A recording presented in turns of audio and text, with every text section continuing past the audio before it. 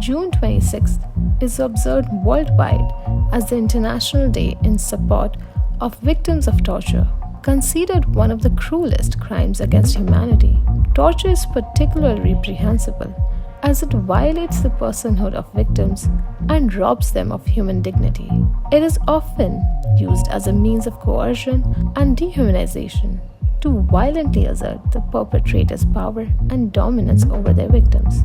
The United Nations notes that torture is absolutely prohibited and unjustifiable, whatever the circumstances may be. Since this prohibition forms part of customary international law, it is, therefore, binding on all countries, including Pakistan. June 26 had been marked as a day of support for victims of torture, so that countries may be reminded of their obligations under the Convention Against Torture and Other Cruel, Inhuman, or Degrading Treatment or Punishment. Pakistan is a signatory to that convention. Unfortunately, Pakistan's own legislative efforts to put an end to torture, described as an endemic problem by Amnesty International, have repeatedly stumbled. The Senate had, in July last year, passed the Torture and Custodial Death Prevention and Punishment Bill with support from across the aisle.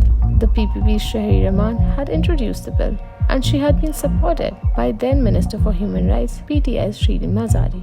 Considering it had bipartisan support, it was hoped that the bill would promptly sail through the National Assembly as well, before being signed into law by the President.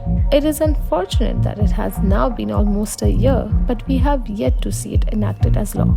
There is no question that the state needs to considerably tighten its regulation of legal and criminal procedures to put an end to torture perpetrated by individuals acting on behalf of the state.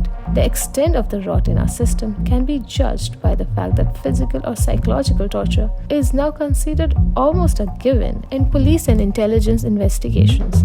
The disease has spread due to the state's failure to ensure that individuals tasked with investigating crimes and collecting evidence do their jobs while remaining within the ambit of the law they are supposed to uphold. Since torturers face little or no retribution, extracting forced confessions is often the easiest way for them to close pending cases. At other times, the tactic is used to teach a lesson to those marked as undesirable by the state, such as journalists and dissidents. The anti-torture bill passed by the Senate last year sought to put an end to this culture of impunity. It clearly defines what constitutes torture and lays out strict punishments to both penalize and dissuade those who may seek to perpetrate it. If passed, it would give some protection to detainees, while also pushing police, intelligence, and other security agencies to build their cases against suspected criminals through robust, lawfully conducted investigations.